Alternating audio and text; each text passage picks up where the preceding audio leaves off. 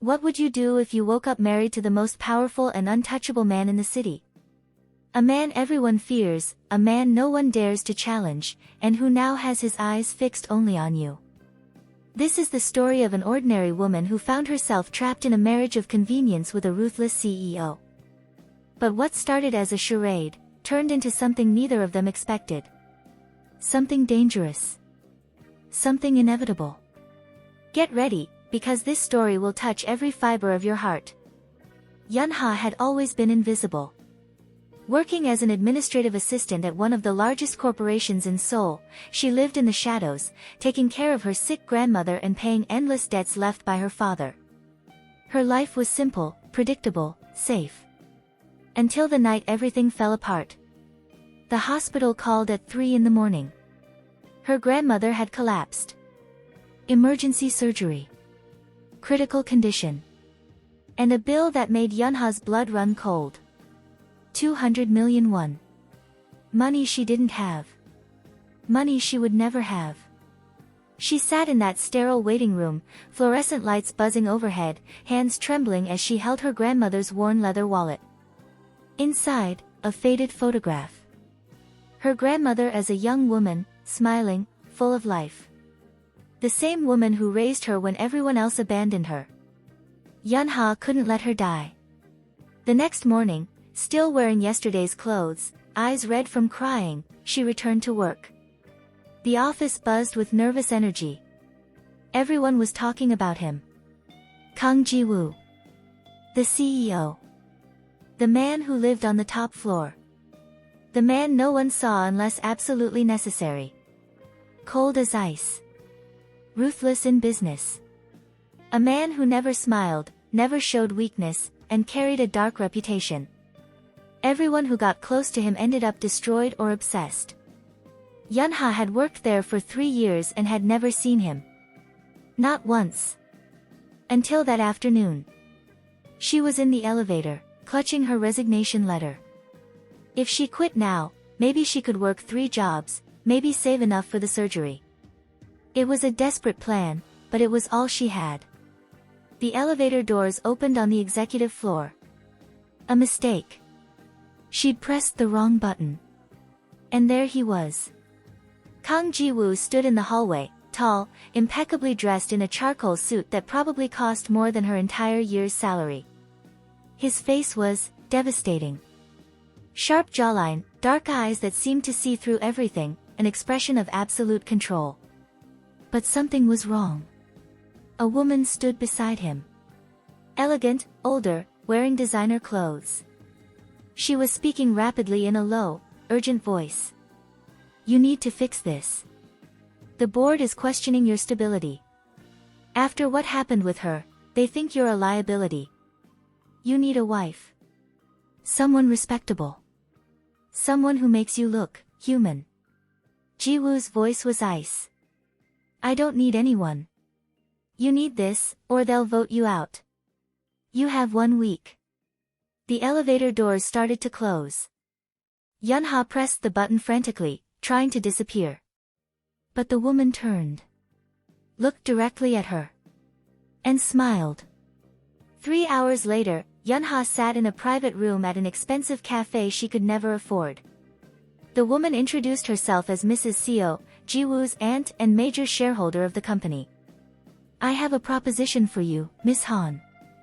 Yunha's hands shook around her cup of tea. I don't understand. Why me? Because you're invisible. Perfect. No scandals, no social media presence, no ambitions that would complicate things. And Mrs. Seo slid a folder across the table. Because you need money. Desperately. Inside the folder was everything. Her grandmother's medical bills. Her father's debts. Even her rent arrears. How do you? I make it my business to know everything. Here's the offer. Marry my nephew. 1 year. Play the role of his devoted wife in public. In private, you live separate lives. At the end of the contract, you receive 500 million won. Enough to save your grandmother and start fresh. Yunha's vision blurred. 500 million won. Her grandmother could live. She could breathe again. Why would he agree to this? He doesn't have a choice. And neither do you, really. Mrs. Seo's smile was sharp. You have 24 hours to decide. But I should warn you, Miss Han. Ji-woo is not an easy man. He's been broken by someone he loved. He built walls so high that no one can reach him anymore. This marriage will be cold. Empty. But if you can endure it for 1 year. She pushed a contract forward. Your grandmother lives. That's all that matters, isn't it? Yunha stared at the papers. At the number. At her grandmother's face in her mind. She signed. The wedding happened in silence. No witnesses, no celebration. Just signatures on cold paper in a lawyer's office. Ji-woo barely looked at her. He was even more intimidating up close. Taller. More imposing. His presence filled the room like a storm. His first words to her were glacial. Don't delude yourself. This is a contract. You mean nothing to me. He handed her a separate document. Rules. Rule 1, separate bedrooms. Rule 2, no questions about his personal life. Rule 3, no entry to his private office. Rule 4, in public, act as a devoted wife. In private, stay out of his way. Rule 5, no physical contact unless necessary for appearances. Yunha nodded, throat tight. I understand. Good. A car will move your things tonight. Be ready. He left without another word. The mansion was exactly what she expected. A modern palace of glass and concrete, cold and empty like Ji-woo himself. Floor-to-ceiling windows overlooked Seoul's glittering skyline. Everything was white, gray, chrome. Beautiful. Sterile. Lifeless. A housekeeper showed her to her room. It was huge, impersonal, with a king-sized bed and a view of the garden. Down the hall, Ji-woo's bedroom door remained closed. That first night, Yunha lay awake, staring at the ceiling. What had she done? Sold herself? Trapped herself with a man who looked at her like she was nothing. But then she thought of her grandmother's smile. The way she used to braid Yunha's hair and sing old songs. The way she sacrificed everything to raise her. 1 year. She could survive 1 year. The next morning, Ji-woo was gone before she woke up. The housekeeper informed her he'd left for work at 5 in the morning. He wouldn't be back until late. This became the pattern. Days of silence. Ji-woo was a ghost in his own home. They crossed paths maybe once or twice a week, brief nods in the hallway, nothing more. Until the first public event. Mrs. Kang, you look stunning. The gala was held at Seoul's most exclusive hotel. Business magnates, celebrities, politicians. Everyone who was anyone. Yunha wore a dress that cost more than her old apartment, chosen by a stylist she'd never met. Her hair was perfect. Makeup flawless. She looked like someone else entirely. Ji-woo appeared at her side, devastatingly handsome in a black tuxedo. For the first time, he looked directly at her. His dark eyes swept over her face, unreadable. Then he took her hand. The touch sent electricity through her. His hand was warm, strong, possessive. He pulled her close, his other hand settling on the small of her back. Smile, he whispered in her ear. They're watching. And she did. She smiled. She laughed at his non-jokes. She gazed at him like he was her entire world. It was all acting. It had to be. But his hand never left hers. Not when they greeted the guests. Not when they danced. Not when photographers swarmed them, asking about their whirlwind romance. How did you two meet? Ji-woo pulled her closer, his voice smooth as silk. She walked into my life when I least expected it. Some things are simply meant to be. The cameras flashed. The crowd sighed. Everyone believed the fairy tale. Except it was a lie. In the car ride home, Jiwoo's warmth vanished. He sat on the opposite side, staring out the window, that familiar ice settling over him again. "You did well tonight," he said flatly. "Keep it up." Yunha nodded, feeling strangely hollow. This was her life now. Playing pretend. Living in a beautiful prison. But then, slowly, cracks began to appear in Jiwoo's armor. It was 3 weeks into their arrangement. Yunha couldn't sleep. She wandered downstairs around midnight, hoping to make tea. That's when she saw him. Jiwoo sat alone on the terrace, still dressed in his work clothes, a glass of whiskey in his hand. He looked different. Tired. Human. The moonlight caught his profile, and for the first time, she saw something other than coldness in his expression. Sadness. She should have gone back upstairs. Stayed invisible, like the contract demanded. But something made her step outside. "Can't sleep either?" she asked softly. He didn't turn. "You should go back to bed." "I know. But..." She moved closer, keeping a respectful distance. "You look like you could use company." "I don't need company." "Maybe. Or maybe you're just used to being alone." Finally, he looked at her. Really looked at her. His dark eyes searched her face, as if trying to understand why she was there. "Why did you accept this arrangement?" he asked quietly. "To save my grandmother." "You know that." "No. I mean, why were you willing to tie yourself to someone like me? Someone cold. Someone broken." Yunha's breath caught. It was the first personal thing he'd ever said to her. Because love isn't always about what we want. Sometimes it's about what we're willing to sacrifice. And I'd sacrifice anything for the people I love. She paused.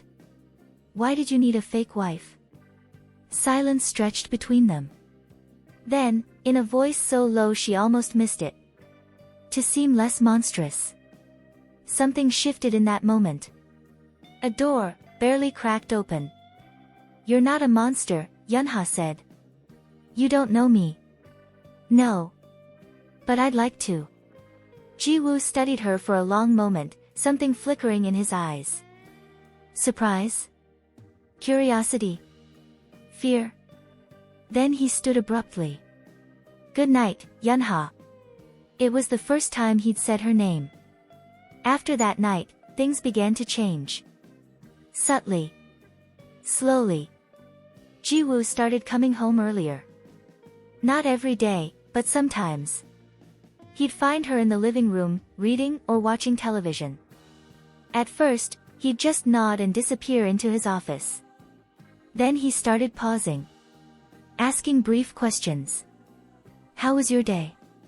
Did your grandmother's surgery go well? Have you eaten?" Small things. Insignificant things. But they felt monumental. Yunha learned things about him too. He took his coffee black. He worked until his eyes burned because stopping meant thinking. He had nightmares he never talked about. He played piano when he thought no one was listening, beautiful melancholy pieces that made her heart ache. One evening, she found him in the music room, fingers moving across the keys with devastating precision. She stood in the doorway, not wanting to interrupt. When the piece ended, he spoke without turning. "You can come in. I didn't want to disturb you." "You're not." He gestured to the bench beside him. "Do you play?" "My grandmother tried to teach me once." "I was terrible." The corner of his mouth almost twitched. Almost a smile. "Show me." She sat beside him, hyper-aware of his presence. His scent, expensive cologne mixed with something uniquely him. His warmth radiating in the small space between them. She placed her fingers clumsily on the keys and massacred a simple melody. It was awful. And Jiwoo laughed. Actually laughed. A low, genuine sound that transformed his entire face. Suddenly he looked younger, lighter, human. You weren't exaggerating, he said, and there was something almost teasing in his tone. I warned you. He reached over, adjusting her hand position. His fingers brushed hers, and electricity shot through her. His touch lingered a moment too long. Like this, he murmured, and suddenly he was very close. Close enough that she could see gold flecks in his dark eyes. Close enough to feel his breath. The moment stretched. Charged. Dangerous. Then Ji-woo pulled away, clearing his throat. It's late. You should rest. But something had changed.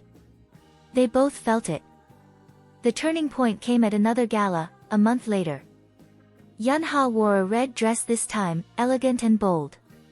Ji-woo's eyes darkened when he saw her, his gaze traveling slowly over her in a way that made her skin flush. You look beautiful, he said, and it didn't sound like acting. At the event, everything was going perfectly. They played their roles. The adoring couple. Ji-woo's hand possessive on her waist. Her smile radiant as she looked up at him. Until a man approached. Young, handsome, a business associate. He smiled at Yun-ha with too much interest. Mrs. Kong, it's a pleasure. I don't think we've met. I'm Min-ho, from the marketing division. Yun-ha extended her hand politely. Nice to meet you. But Ji-woo's entire demeanor shifted. His hand tightened on her waist, pulling her closer. His expression turned glacial. My wife and I were just leaving, he said coldly. Before Yun-ha could respond, he was guiding her away, his grip firm, his jaw clenched. Ji-woo, what? We're going home. In the car, silence crackled between them. Ji-woo stared straight ahead, his hands clenched into fists. Why are you angry? Yun-ha finally asked. I'm not angry. You're clearly angry. He was just being polite. He was flirting with you. So what? It's not like we're really, she stopped herself, but too late. Ji-woo's head snapped toward her, his eyes blazing. Not like we're really what? Married? Is that what you were going to say? That's what this is. A contract. You said so yourself. I know what I said. His voice rose, raw, and something cracked in his composure. I know this isn't real. I know I have no right to feel. I know. To feel what? He looked at her then, and the vulnerability in his eyes stole her breath. Jealous, he admitted, voice breaking. I have no right to feel jealous when another man looks at you. But I do. I hate it. I hate watching them see what I see.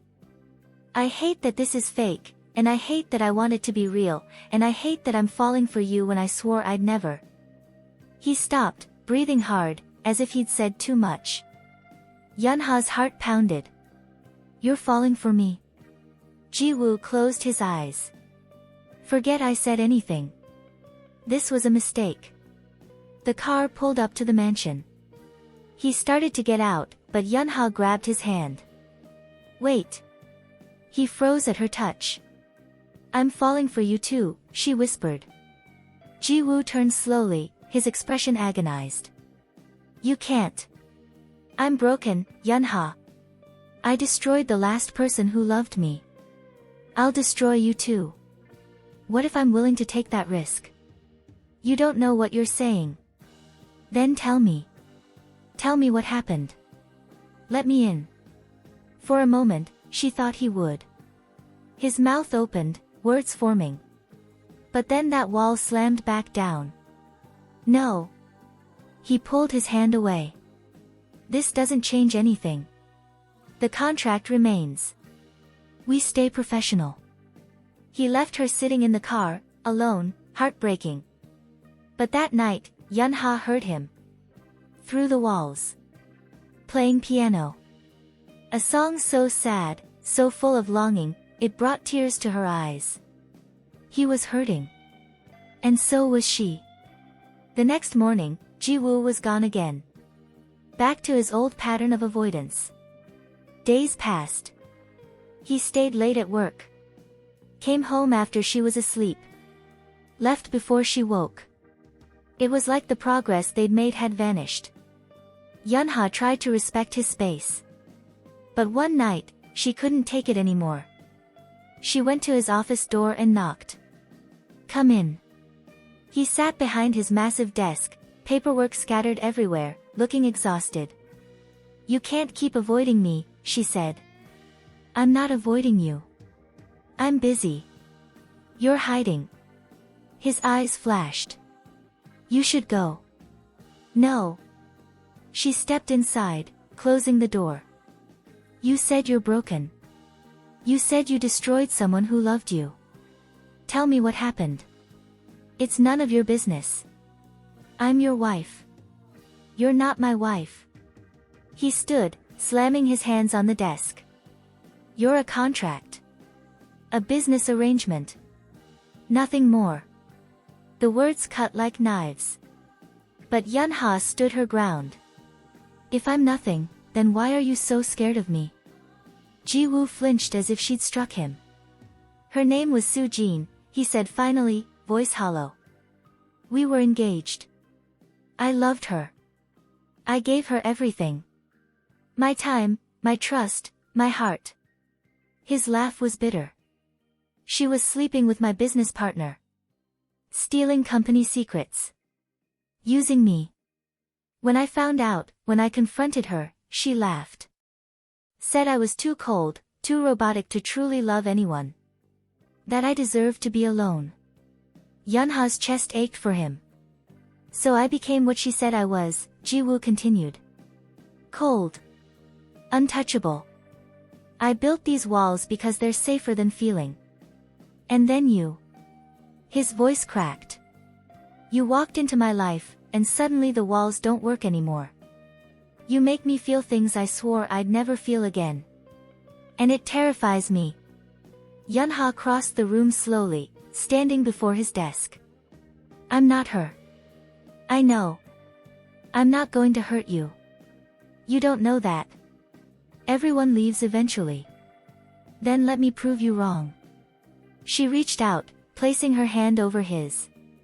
"1 year is almost halfway over. We have time. Let me show you that not everyone is like her. That love doesn't have to destroy. That maybe broken things can heal each other." Ji-woo stared at their joined hands, his breath shaking. Then he looked up at her, and the raw emotion in his eyes nearly undid her. "I don't know how to do this," he whispered. "Neither do I. But we can figure it out together." He stood slowly, coming around the desk. They were inches apart now. His hand came up, hesitant, brushing her cheek with devastating gentleness. "You're too good for me," he murmured. "Let me decide that." And then he kissed her. It wasn't gentle. It was desperate, hungry, like a man dying of thirst finally finding water. His hands tangled in her hair, pulling her closer, and Yunha melted into him, giving back everything he poured into her. When they broke apart, both breathing hard, Ji-woo pressed his forehead to hers. "I don't want this to be fake anymore," he breathed. "Then let it be real." From that night forward, everything changed. Ji-woo stopped hiding. He came home for dinner. They talked for hours about everything and nothing. He told her about his childhood, his fears, his dreams. She told him about her grandmother, her struggles, her hopes for the future. They fell asleep on the couch together watching movies. He taught her to play piano properly. She made him laugh, really laugh, something he said he hadn't done in years. And when he kissed her, it felt like coming home. For the first time in her life, Yunha understood what it meant to be truly loved. Not the desperate, sacrificial love she had for her grandmother, but the kind of love that sees all your flaws and chooses you anyway. Ji-woo was attentive, protective, surprisingly tender. He held her hand in private now, not just for show. He pulled her into his arms when she was stressed. He brought her grandmother flowers every time he visited the hospital. "You've changed him," Mrs. Seo said one afternoon, surprisingly warm. "I've never seen him like this. Happy. Human. Whatever you're doing, keep doing it." But happiness in stories like this is never simple. And the past always comes back to haunt you. It happened at a company event. Yunha was standing by the bar, waiting for Ji-woo, when a woman approached. Beautiful, elegant, dripping with confidence and expensive jewelry. "So you're the new Mrs. Kong," the woman said, her smile sharp as glass. Yes. And you are?" "Park Soo-jin. Ji-woo's ex-fiancé." Yunha's blood ran cold. Soo-jin looked her up and down, amused. "Let me guess. He told you I was the villain. That I destroyed him. I don't want to discuss. Did he tell you what he was like before? How controlling he was? How he monitored every move I made, questioned every friend, isolated me?" Soo-jin leaned closer. "He's obsessive, darling. And once he decides you're his, he'll suffocate you. That's why I left. That's why anyone with sense would run." "That's not true. Isn't it? How long have you been married?" "A few months. Give it time. You'll see. The man is damaged beyond repair. And he'll damage you too." Before Yunha could respond, Ji-woo appeared, his face dark as a storm.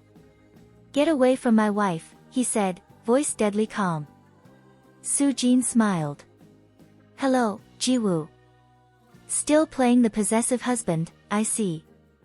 Some things never change." She turned to Yunha. "Good luck. You'll need it." She walked away, leaving poison in her wake. That night, Yunha couldn't stop thinking about Soo-jin's words. Was there truth in them?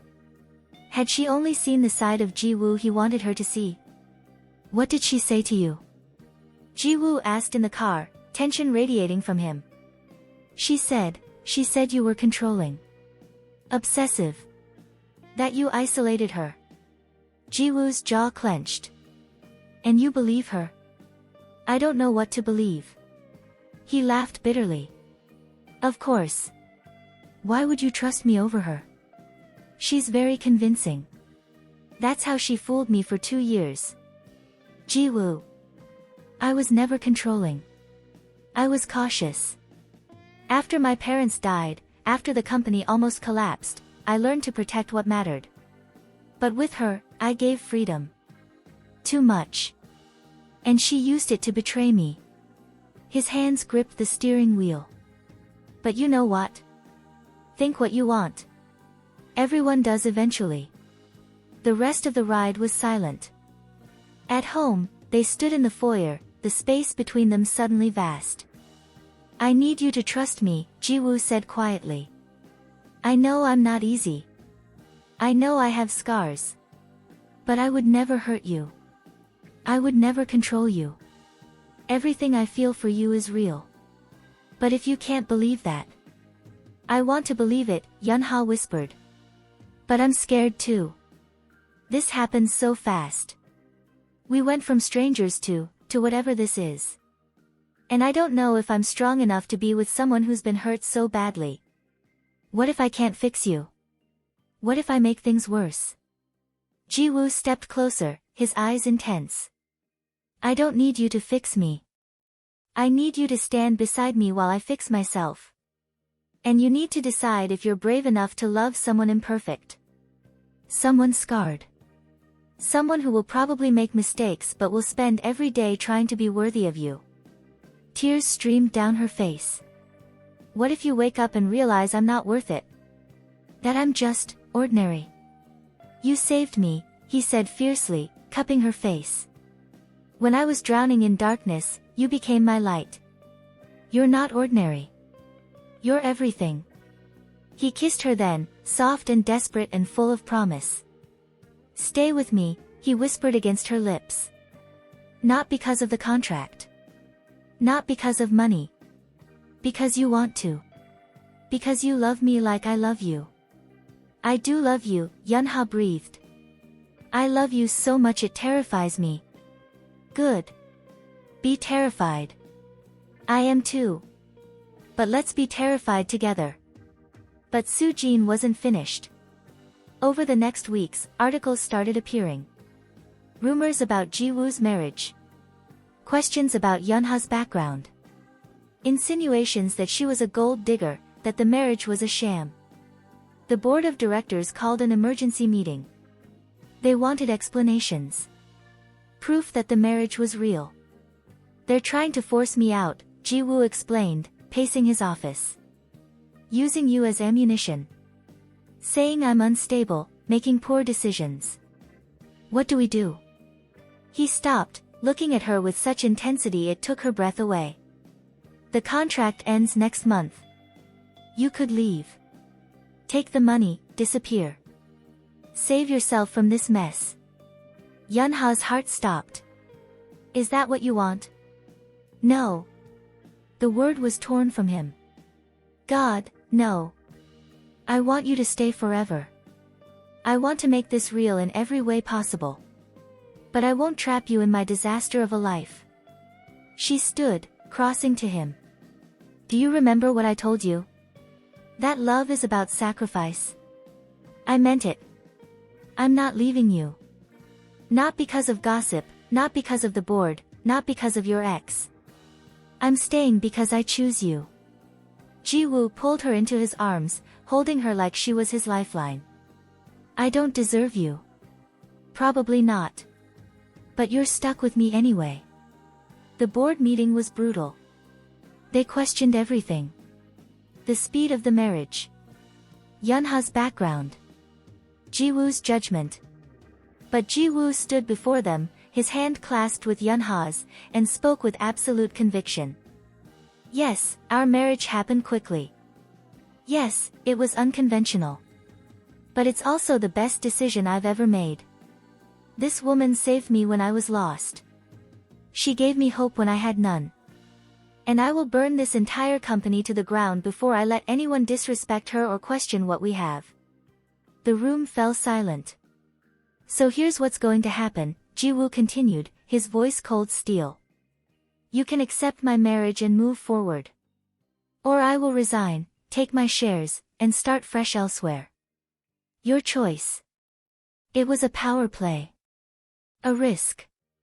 But Jiwoo's reputation, his success, his vision, they needed him more than he needed them. After tense deliberation, the board backed down. Outside the building, Yunha turned to Jiwoo, stunned. You would have given up everything for me? Without hesitation. He pulled her close. You are my everything. The company, the money, the power, none of it means anything without you. She kissed him, right there on the street, not caring who saw. Marry me again, Jiwoo murmured against her lips. A real wedding this time. With witnesses and celebration and vows that mean something. We're already married. Then renew our vows. Let me stand before everyone and declare that you're mine and I'm yours. Let me show the world that this is real. Tears blurred her vision. Yes. Yes, 1,000 times yes. The second wedding was everything the first wasn't. Held in a garden overlooking Seoul, with cherry blossoms falling like snow. Yunha's grandmother sat in the front row, crying happy tears. Jiwoo's aunt smiled warmly. Friends and colleagues gathered to celebrate. And when Jiwoo said his vows, his voice steady and sure, every word came from his heart. I was lost before you found me. I was cold before you warmed me. I was broken before you healed me. You taught me that love isn't weakness. That vulnerability isn't failure. That sometimes the bravest thing we can do is let someone in. I promise to love you fearlessly. To protect you fiercely. To choose you every single day for the rest of my life. You are my unexpected miracle. My second chance. My everything. Yunha's vows were simpler. I choose you. In every lifetime, in every universe, I choose you. You're my home. And I'm never letting go. When they kissed, it felt like a beginning. A promise. A forever. And you? What would you have done in Yunha's place? Could you survive a love so intense, so dangerous? Do you believe that broken people can heal each other through love? Leave your opinion in the comments. I really want to know what you think about this story. And if you want more stories like this, subscribe to the channel and turn on notifications, because the next videos will be even more intense. I promise you won't want to miss them. Thank you so much for staying until the end. Your support means everything, and I can't wait to share more heart-wrenching stories with you. See you in the next video.